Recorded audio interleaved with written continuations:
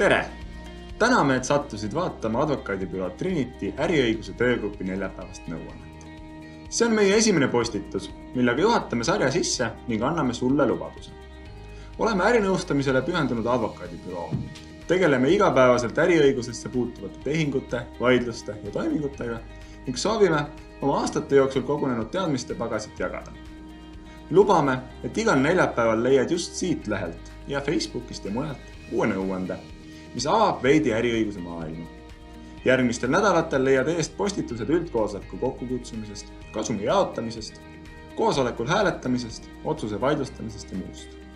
Mõnel nädalal teeme lisaks postitusele avalikuks ka dokumendinäidise koos selgitustega, kuidas seda kasutada. Aitäh vaatamast ja järgmise neljapäevani! Kui sul tekkis täiendavaid küsimusi, võta meiega kindlasti ühendust.